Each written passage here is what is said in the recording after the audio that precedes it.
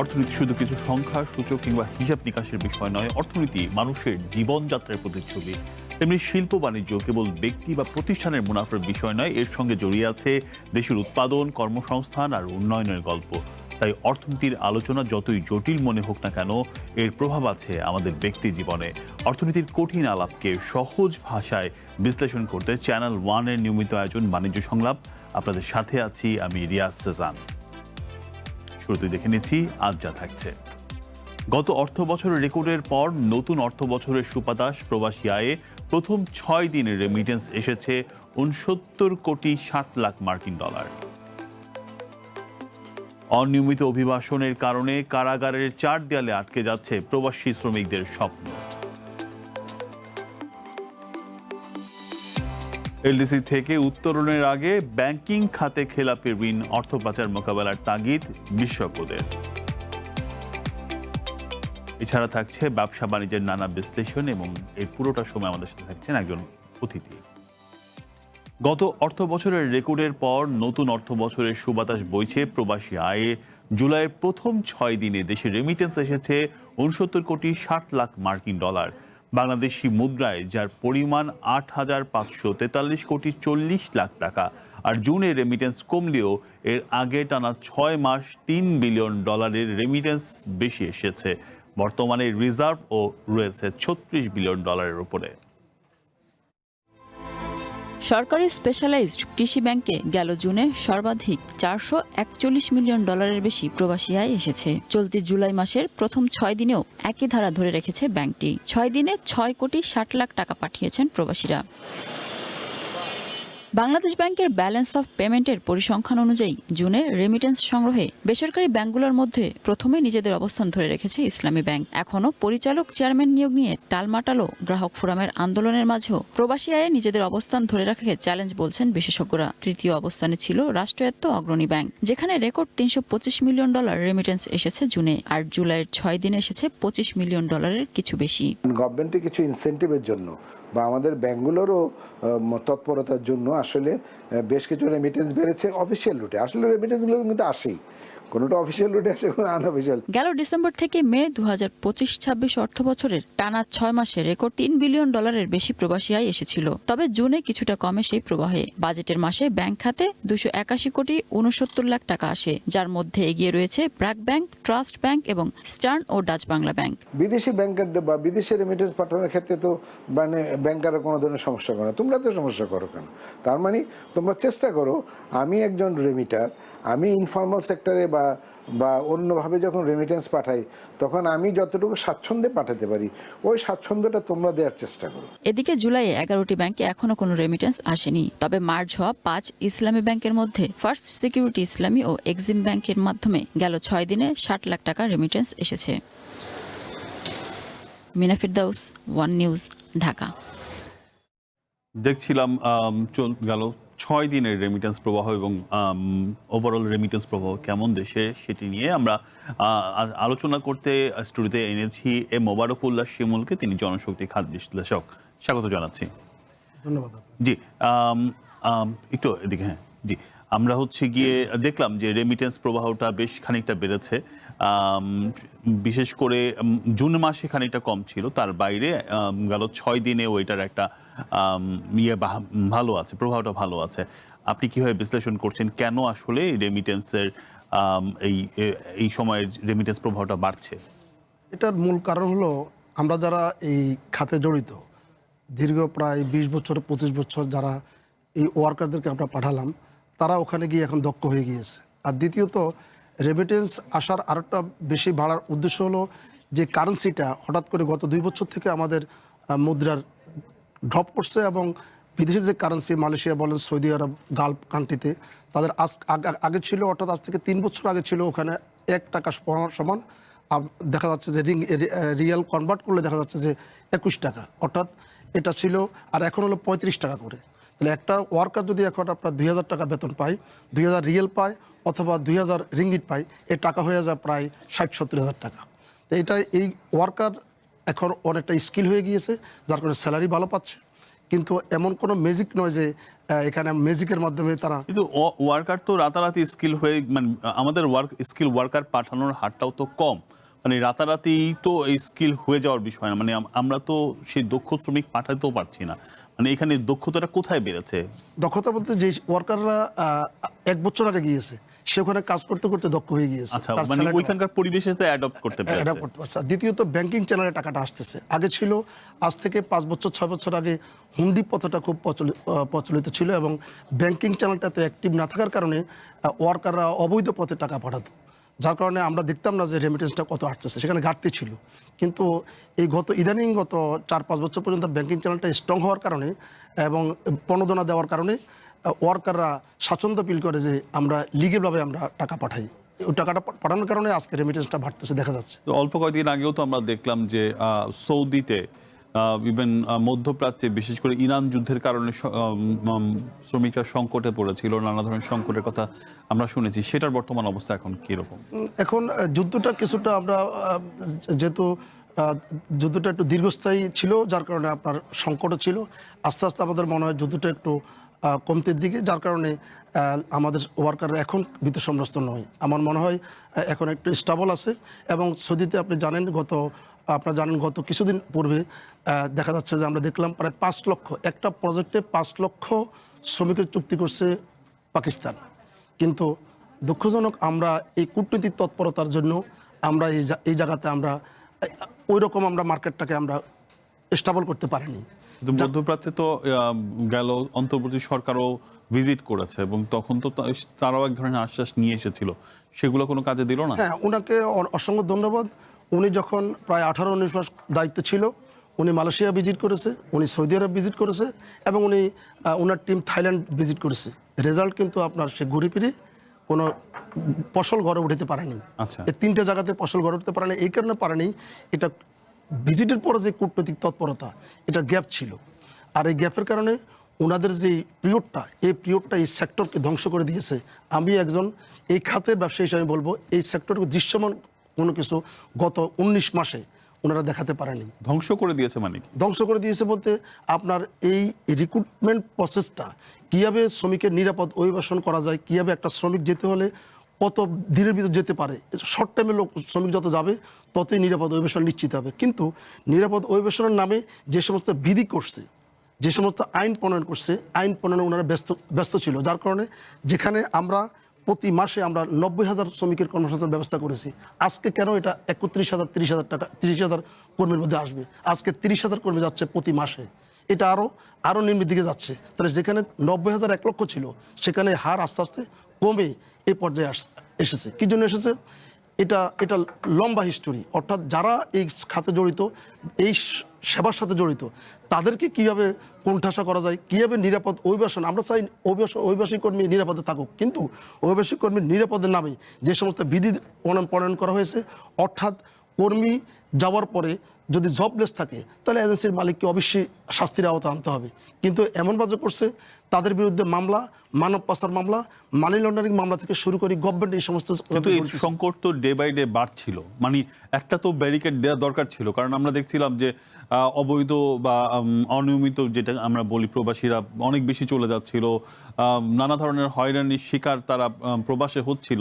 তো এখানে তো সরকারের একটা ব্যারিয়ার দেওয়া উচিত না? আপনি দেখেন গত শনিবারে এয়ারপোর্টে যেই তুলকালাম ঘটনাটা ঘটছে, আপনি নিশ্চয়ই জানেন যে এয়ারপোর্ট বোর্ডিং ব্রিজ পর্যন্ত 76 জন ভিজিট ভিসার লোক অলরেডি মালয়েশিয়া যাওয়ার জন্য প্রস্তুত ছিল। কিন্তু যখন 5 জনকে ইমিগ্রেশন চেকপোস্টে আটকালো, তখন এনআইসি যখন আটকালো, তখন তারা 71 জন ব্যাক করে চলে গেল। অর্থাৎ এই বিশাল এই বহরটা মালয়েশিয়াতে চেক করে দেওয়া হয়েছে, মালয়েশিয়াতে যাওয়ার জন্য, অবৈধভাবে যাওয়ার জন্য পাড়ি দিচ্ছে। তাহলে এটা এখন এই প্রক্রিয়ার সাথে কারা জড়িত? ইলিগেল লোক নাপ নদী দিয়ে যাচ্ছে, ইলিগেল লোক ঢাকা এয়ারপোর্ট দিয়ে যাচ্ছে, ইলিগেল লোক শাহজালাল এয়ারপোর্ট দিয়ে যাচ্ছে, ইলিগেল লোক ভিজিট ভিসা নামে যাচ্ছে এবং ট্রেনিং ভিসা নিয়ে যাচ্ছে এবং স্টুডেন্ট ভিসা যাচ্ছে। এই ইলিগেল এই প্রক্রিয়াটা গভর্নমেন্ট ওইভাবে আপনার মনিটর করতে পারেনি, যার কারণে ডে বাই ডে যাচ্ছে। আর এটার জন্য শুধুমাত্র যে মানব পাচারকারীরা দায়ী তা না, মানব পাচারকারী দায়ী, এটার জন্য দায়ী লিগেল মাইগ্রেশন যেটা আছে, এই লিগেল মাইগ্রেশনটা আরও ফ্লেক্সিবল করা উচিত। এটাকে এমনভাবে টাইট দিয়ে রাখছে, যার কারণে ইলিগেলটা ভাবে যাচ্ছে এবং যাত্রী যাওয়ার জন্য স্বাচ্ছন্দ্য ফিল করে যাত্রী যাচ্ছে। সম্প্রতি আমরা দেখলাম যে প্রধানমন্ত্রী তারেক রহমান তিনি মালয়েশিয়া ভিজিট করেছে এবং মালয়েশিয়ায় অবৈধ শ্রমিক যারা আছে তাদের ব্যাপারে উনি কথা বলেছেন এবং তার বাইরে তিনি মালয়েশিয়ার শ্রম বাজারটাকে ওপেন করার জন্য ইয়ে করেছেন। সেটার অবস্থা কিরকম, সেটার আপডেটটা কিরকম? হ্যাঁ, আপনাকে অসংখ্য ধন্যবাদ। এটা খুব ভাইটাল পয়েন্ট এই সময়ের জন্য। প্রথমত হলো, আমরা যারা এই খাতে জড়িত, আমরা কোনো অবস্থাতে চাচ্ছি না যে যারা বডি কন্ট্রাক্টে এয়ারপোর্ট কন্ট্রাক্টে ভিজিট ভিসা গিয়ে ওই দেশে বৈধ মাইগ্রেশনে যারা যাচ্ছে, বৈধ মাইগ্রেশন গিয়ে তাদেরকে এমপ্লয়াররা যখন দেখে যে অবৈধ লোক আছে তাদেরকে স্যালারি কম দিয়ে রাখে, আর বৈধ লোকদেরকে ওই রকম স্যালারি দিচ্ছে না, এই একটা চাপ থাকে। এই জন্য আমরা সবসময় চাচ্ছি যে যারা অবৈধভাবে যাবে তাদেরকে কোনো অবস্থাতেই সরকার যাতে সুপারিশ না করে বৈধ করার জন্য। শুধুমাত্র যারা ডকুমেন্ট নিয়ে যাবে, এমপ্লয়ার ভিসা যাবে, যদি কোনো রকম তারা যদি অবৈধ হয়ে যায় ওখানে, তাহলে কূটনৈতিক তৎপরতার মাধ্যমে তাদেরকে মানবিক কারণে তাদেরকে বৈধ করা যায়। কিন্তু আপনি তো বলছেন যে একদিকে যে যারা এই অবৈধ পথ বা অনিয়মিত পথে আসলে কারা যাচ্ছে, কারণ আমাদের বৈধ পথে যাওয়ার জিনিসগুলো অনেক টাইট, প্রসেসগুলো অনেক টাইট, আমাদের কূটনৈতিক জায়গায় অনেক বেশি কাজ করার আছে। তো যেখানে টাইট সেখানে তো এই ইয়েটা আসবে। একটা বিরতি নিয়ে আপনার কাছে ফিরছি। দর্শক, চলছে বাণিজ্য সংলাপ, একটা বিরতি নিচ্ছি, সঙ্গেই থাকুন।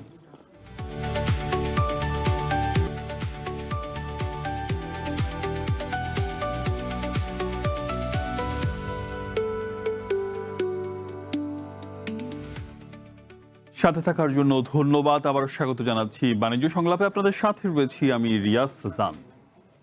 বিদেশে ভাগ্য বদলের স্বপ্ন নিয়ে যাত্রা শুরু করলেও অনিয়মিত অভিবাসনের কারণে কারাগারের চার দেয়ালে আটকে যাচ্ছে প্রবাসী শ্রমিকদের স্বপ্ন। পর্যাপ্ত খাবার ও বিশুদ্ধ পানির অভাব, চিকিৎসা সেবা না পাওয়া, শারীরিক নির্যাতন এবং অস্বাস্থ্যকর পরিবেশে দিন কাটানোর মতো ভয়াবহ বাস্তবতার মুখোমুখি হচ্ছেন তারা। এমনই চিত্র উঠে এসেছে আন্তর্জাতিক জার্নালে প্রকাশিত এক গবেষণায়। বিদেশে উন্নত জীবনের আশায় পাড়ি জমানো বহু বাংলাদেশি অভিবাসীর ঠিকানা হচ্ছে কারাগার বা ডিটেনশন সেন্টারে। খাদ্য সংকট, শারীরিক নির্যাতন, চিকিৎসা সেবার অভাব ও অস্বাস্থ্যকর পরিবেশে কাটছে তাদের মানবেতর জীবন। আন্তর্জাতিক journal discover social science and হেলথে প্রকাশিত এক গবেষণায় বলা হয়, Saudi Arab, Malaysia, Iraq, Libya ও ইতালিতে আটক অভিবাসীদের ভয়ঙ্কর অভিজ্ঞতার চিত্র। প্রবাসী কাজের অনুমতিপত্র না থাকা, নিয়োগকারীর অনুমতি ছাড়া অন্যত্র কাজ করা এবং ভিসা জটিলতার মতো ঘটনায় আটক হচ্ছেন অনেক বাংলাদেশি শ্রমিক। মধ্যপ্রাচ্যে, মালয়েশিয়া, বিভিন্ন দেশে কিন্তু প্রবাসীদেরকে কারাগারে রাখা হচ্ছে এবং অনেক আনডকুমেন্টেড প্রবাসী রয়েছে, তাদেরকেও ধরে ধরে কারাগারে নেওয়া হচ্ছে। সুতরাং আমার কাছে মনে হচ্ছে যে প্রবাসীদের অবদান তো বাংলাদেশের অর্থনীতিতে আছেই, এটা অস্বীকার করার কোনো উপায় নেই। এই আজকে প্রবাসীদের দুর্দশার পাশে আমাদেরকে দাঁড়ানো উচিত, রাষ্ট্রকে দাঁড়ানো উচিত। উচ্চ সুদে ঋণ নিয়ে কিংবা জমি জমা বিক্রি করে বিদেশে যাওয়া প্রবাসী শ্রমিকদের অবস্থা আরও নাজুক। পরিবারের উপর ঋণের চাপ, ভবিষ্যতের অনিশ্চয়তা এবং দীর্ঘদিন কারাবন্দী থাকার কারণে হতাশা ও মানসিক অবসাদেও আক্রান্ত কেউ কেউ। সরকারি তথ্য মতে গেল বছরের এপ্রিল পর্যন্ত বিশ্বের 19টি দেশের কারাগারে 11,622 জন বাংলাদেশি বন্দী ছিলেন। এর মধ্যে সৌদি আরবে প্রায় 8,000 মানুষ। এছাড়া মালয়েশিয়ায় 1,026 জন, দুবাইয়ে 896 জন এবং ওমানে 444 জন বাংলাদেশি কারাবন্দী রয়েছেন। বিশ্লেষকদের মতে অনিয়মিত অভিবাসনের প্রবণতা শুধু কারাবরণের ঝুঁকি বাড়াচ্ছে না, আন্তর্জাতিক পরিবেশে দেশের ভাবমূর্তিও নষ্ট করছে। বৈধ প্রবাসী শ্রমিকদের পড়তে হচ্ছে কঠোর বিধিনিষেধের মধ্যে। তনিমা ইসলাম, ওয়ান নিউজ, ঢাকা। দেখছিলাম বিদেশে প্রবাসী সংকট নিয়ে একটি প্রতিবেদন। আবারও ফিরছি আলোচনায়। আমাদের সাথে রয়েছেন জনশক্তি খাত বিশ্লেষক KM মোবারকুল্লাহ শিমুল। জি, আবারও স্বাগত জানাচ্ছি। ধন্যবাদ। আপনি যে প্রশ্নটা করছেন মালয়েশিয়ার বিষয়ে, সেটা হলো মাননীয় প্রধানমন্ত্রী যাওয়ার পরে যেটা আমরা দেখলাম বা জানলাম, উনি অ্যাপ্রোচ করছে মালয়েশিয়ান গভর্নমেন্টের নিকট, প্রধানমন্ত্রীর নিকট, যে নতুন করে কর্মী নেওয়ার জন্য। দ্বিতীয়ত, যে লিগেল মাইগ্রেশন এবং ইলিগেল মাইগ্রেশন, এটা দুইটাকে এক করা হয়েছে। অর্থাৎ কূটনৈতিক এখানে ব্যর্থতা আমি বলবো না, এখানে সতর্কতা অবলম্বন করা হয়নি। অর্থাৎ আনডকুমেন্ট যারা আছে, যারা ভিজিট ভিসা গিয়ে নদীপথে গিয়েছিল তাদেরকে বৈধ করা, আর হলো ডকুমেন্ট নিয়ে যারা গিয়েছে এমপ্লয়মেন্ট ভিসা, নানান কারণে তারা অবৈধ হয়ে গিয়েছে, অর্থাৎ 1 বছর ছিল বা পাসপোর্ট ছিল, তারা কন্টিনিউ থাকতে ভিসা কন্টিনিউ করতে পারেনি কোম্পানির কারণে বা দালালের কারণে। তো এদেরকে এক করে পালানো হয়েছে, কিন্তু এক না করে আমরা চাচ্ছি যে যারা ভিজিট ভিসা যাবে, নদীপথে যাবে, আনডকুমেন্টারি যারা ওয়ার্কার আছে, এদেরকে কোনো অবস্থাতেই যদি ওই দেশের সরকারের নিকট আবেদন করা হয়, এতে আমাদের মান সম্মান, বিশেষ করে আমাদের এই যারা মানব পাচার করে তারা কিন্তু উৎসাহিত হয়। তারা কিন্তু আবার তারা গ্রামের থেকে বলে যে যাও তুমি বিদেশে, আমরা তোমাদেরকে ইলিগালভাবে পাঠাবো এবং তোমরা ওখানে গিয়ে বৈধ হতে পারবা। এই জায়গাটুকু আমরা বোধহয় একটু ভুল করতেছি।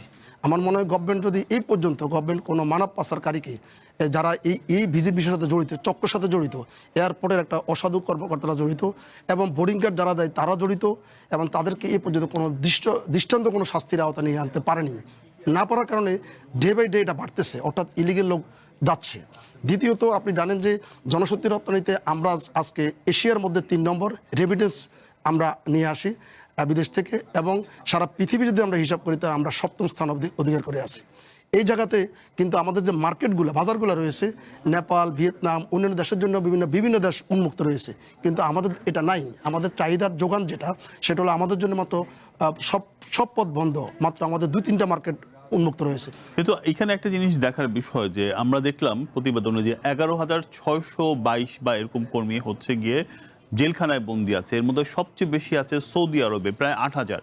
মানে সৌদিতে তো আমাদের অবৈধ শ্রমিক যাওয়ার খুব একটা কথা না, কারণ ওটা আমাদের জন্য লিগাল, সেখানেই সবচেয়ে বেশি। এটা দেখেন, এটা শুধুমাত্র যে এখানে লিগেলভাবে গিয়েও কিন্তু অনেকে ইলিগেল হয়ে গিয়েছে, আবার উমরা ভিসা গিয়ে অনেকে ইলিগেল হয়ে গিয়েছে, এখানে অনেক আবার রোহিঙ্গা পাসপোর্ট নিয়ে অনেকে গিয়েছে। এখন এটা দূতাবাসের দায়িত্ব এই ওয়ার্কারগুলা যে ইলিগেল হলো, কী কারণে হলো, কারা এটা নিয়েছে, এটার সাথে কারা জড়িত, এটা গভর্নমেন্ট যদি এটা সুন্দরভাবে এটাকে একটা কাঠামোর মধ্যে নিয়ে আসে, আইনি কাঠামোর মধ্যে নিয়ে আসে, এবং নিরাপদ অভিবাসনে ব্যর্থ কারা করতেছে, গভর্নমেন্ট যদি আপনার এটাকে মনিটর করে, আমার মনে হয় এটাকে শূন্য পর্যায়ে আনার কোনো বিষয় না। এখানে সৌদি আরবে শুধু 8,000 না, আমার হিসাবে তো এটা আরও বেশি। তার মালয়েশিয়া তো এটা আপনি এখানে আমরা খবর দেখলাম যে এখানে প্রায় 1,600 যেটা আসছে, কিন্তু আরও বেশি। এই লোকগুলো যে ইলিগেলভাবে যাচ্ছে, আবার লিগেলভাবে যাচ্ছে। কিন্তু এত লোক তো আসলে আমাদের এই লোক, আমরা তো তাদেরকে ফেরত আনার ব্যাপারে কোনো উদ্যোগ নেওয়ার ব্যাপারটা কিরকম হতে পারে, বা এই জায়গাটাকে আপনি বলছেন যে অবৈধভাবে যেন না যায় সেইটাই আগে থামাতে হবে। কিন্তু তার বাইরে যারা অলরেডি গিয়েছে এবং নানা ধরনের ঝুঁকির শিকার হচ্ছে বা নির্যাতনের শিকার হচ্ছে, তাদেরকে আমরা ব্যাক করবো কিভাবে? এখন দেখেন, যেই লিগেল ওয়ার্কারটা আপনার চুক্তিবদ্ধ হয়ে গিয়েছে 60,000 টাকা বেতনে, সে লিগেলভাবে গিয়েছে, আর যেই ইলিগেল ওয়ার্কারটা আপনার ভিজিট ভিসা গিয়েছে, এমপ্লয়ার যখন দুষ্ট প্রকৃতির এমপ্লয়ার যখন দেখে যে আমি ইলিগেল লোকটাকে খাটাবো, তাকে বেতন দিয়ে আমি 30,000 টাকা, কারণ তার কাগজপত্র নেই, আর যে লিগেল তার দিতে হবে 60,000 টাকা। তো এই জায়গাটাতে আমরা মনে করি যে আপনি ব্যাক না করেন, অন্তপক্ষে যে যারা এই কাজের সাথে জড়িত সম্পৃক্ত তাদেরকে ধরার ব্যবস্থা করা হোক, শাস্তির আওতা নিয়ে আসা হোক। জনশক্তি যারা রপ্তানি করে তারা তো আসলে মানে এটা তো আসলে একটা বিশেষ পদ্ধতি বা অবলম্বন করে না, তারা কেউ লিগালি পাঠাচ্ছে, কয়েকজনকে ইলিগাল পাঠাচ্ছে, মানে একই লোক। এটা সঠিক না। এই পর্যন্ত যতগুলি মামলা পেন্ডিং রয়েছে সিআইডি, ডিবিতে এবং আমাদের মন্ত্রণালয়ে, আপনি অনুসন্ধান করে দেখেন যে এখানে যারা জড়িত, এই ইলিগেল মাইগ্রেশনের সাথে জড়িত, তাদের পার্ট ভিন্ন, তারা সম্পূর্ণ ভিন্ন। তারা কখনো এত টাকা ইনভেস্ট করে একটা অফিস দিয়ে রিক্রুটেন্সের পর্দার আড়ালে, বিশেষ করে রিক্রুটেন্সের আন্ডারে কখনো সারা ইলিগেল করবে না, কারণ মন্ত্রণালয় তাদের লাইসেন্স ব্ল্যাকলিস্ট করবে, তাকে শাস্তির আওতা নিয়ে আসবে, এবং মানব পাচার মামলা তাকে দেওয়া খুব সহজ। কিন্তু যারা পর্দার আড়ালে থেকে এগুলো করে, যেই আপনি যে কোনো নামে করে, তারা সেই শক্তিটা তাদের ভিত কিন্তু শক্ত, তাদেরকে ধরার ব্যবস্থা না করলে দেখেন আপনি 73 জন আপনার ওয়ার্কার তারা ভিজিট ভিসা যাচ্ছে। জি, এই ক্ষেত্রে গত অন্তর্বর্তী সরকার একটা নীতিমালা করেছিল, আপনাদের সেই নীতিমালা নিয়ে আমরা দেখলাম যে নানা ধরনের আন্দোলন বিতর্ক ছিল। এই সরকারের কাছে আসলে নীতিমালা নিয়ে কোনো মন্তব্য? হ্যাঁ, আমরা অলরেডি বলছি, তারা যে সমস্ত নীতিমালা করছে তার মধ্যে তারা ক্ষমতা দায়িত্ব পাওয়ার পর থেকে তারা মার্কেট সাস্টেনেবলের জন্য যতটুকু মেধা বিনিয়োগ করেনি, নীতিমালার জন্য তারা তা করছে। এই নীতিমালার মধ্যে সাংঘর্ষিক যেটা, সেটা হলো যে অভিযোগকারী, আমরা চাচ্ছি যে যদি অভিযোগ উত্থাপন করে কোনো কর্মী, তাহলে আমাদের ডেমো অফিস এবং মন্ত্রণালয় অথবা বিএমইটি এটা অ্যাকসেপ্ট করবে। কিন্তু যাত্রীর কোনো কমপ্লেন নেই, যাত্রীর বাবার কোনো বৈধ অভিভাবকের কোনো কমপ্লেন নেই। কমপ্লেনটা দিচ্ছে এনজিওর ভুয়া এনজিওর একজন প্রতিনিধি, সেই অথবা কোনো একটা দালাল। এই অভিযোগটা কোথায় দেওয়া হয়? শেরপুর দেওয়া হয়, এই অভিযোগটা দেওয়া হয় দিনাজপুর দেওয়া হয়, তার এলাকাতে দেওয়ার পরে ওই এজেন্সির মালিককে সে শেরপুর এবং দিনাজপুর যেতে হয়, সেখানে সে মবের সৃষ্টি হতে হয়। তাই ওখানে তাকে নিয়ে এমনও ঘটনা ঘটছে, আমাদের অনেক এজেন্সির মালিক ফিজিক্যালি হ্যারাসমেন্ট হয়েছে। তো এটা তো হয় না, এটা তো আগে হয়নি। অভিযোগ যদি দিতে হয় তাহলে যাত্রী দিতে হবে, অথবা যাত্রীর বৈধ গার্ডিয়ান দিতে হবে। বাবা না থাকুক মা দিবে, মা না থাকুক ভাই দিবে। জি, নিশ্চয়ই আমরা মনে করি যে সরকার এই বিষয়গুলো দেখবে এবং নীতিমালাগুলো ঢেলে সাজাবে। আশা করি, আপনি বলছেন যে অবৈধ পথে যেন না যায় সেই জায়গাটাই রুখতে হবে, সেই জায়গাটাই থামিয়ে দিতে হবে। অনেক ধন্যবাদ জনাব মোবারক আমাদের সময় দেওয়ার জন্য। আপনাকে অসংখ্য ধন্যবাদ। দর্শক, একটা বিরতি নিচ্ছি, ফিরছি কিছুক্ষণ পর, সঙ্গে থাকুন।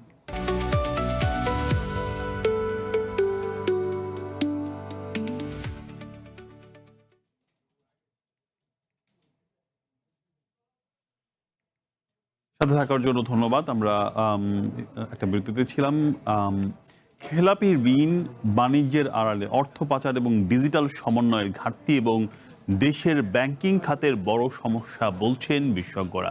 বুধবার Bangladesh institute of bank management BIBM আয়োজিত ব্যাংক ট্রেড তারা ফাইন্যান্স করতে পারতেছে না। ওর টাকাটা আসলে আপনি মিনিমাম 100 ফ্যাক্টরিতে তারা ইনভেস্ট করতে পারবে, ওয়ার্কিং ক্যাপিটাল দিতে পারবে।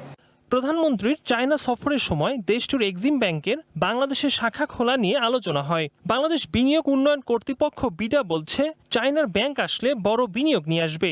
এতে বিনিয়োগকারীদের অর্থায়ন ও প্রকল্প বাস্তবায়ন আরও সহজ হবে। আর কেন্দ্রীয় ব্যাংক বলছে, চায়না ব্যাংক করতে চাইলে সব ধরনের সহযোগিতা করা হবে। আসলে আমাদের এখানে ওদের একটা ব্যাংক থাকলে আসলে আই থিঙ্ক পুরো ইকোসিস্টেমেরই লাভ হতো। কিন্তু ওয়ান কারেন্সিতে আসলে এখন ট্রেডিং করতে পারে, because it's added to the RTGS platform. So এরকম স্মল কিছু পদক্ষেপ নেওয়া হয়েছে টু এনকারেজ ওয়ান রেগুলেটরি সাইডে। চীনের তো প্রচুর ইনভেস্টমেন্ট আছে, প্রচুর ট্রেডিং হয়। এই দেশে যাতে নাগরিক তাদেরকে ব্যবসায়িক অন্যান্য সেবা দিতে চায়, তাদের উচিত হবে একটা ব্রাঞ্চ খোলা। এবং বাংলাদেশ ব্যাংক এই ধরনের প্রপোজাল আসলে দ্রুততম সময়ে ইতিবাচক সাড়া দিবে। শুধু দ্বিপাক্ষিক বাণিজ্য নয়, বিদেশি বিনিয়োগের গতি বাড়াতেও গুরুত্বপূর্ণ ভূমিকা রাখতে পারে চায়নার ব্যাংক। এজন্য প্রয়োজনীয় নীতি সংস্কারের উপর জোর দিচ্ছেন খাত সংশ্লিষ্টরা। Ikramul Islam Khan, one news, Dhaka. দর্শক, এই ছিল আজকের আয়োজন। একটু পরে দেখবেন খেলার বুলেটিন। ব্যবসা বাণিজ্যের নানা খবর রাখতে চোখ রাখুন চ্যানেল 1 এর পর্দায়। যুক্ত থাকুন আমাদের ফেসবুক পেজ এবং ইউটিউব চ্যানেলে।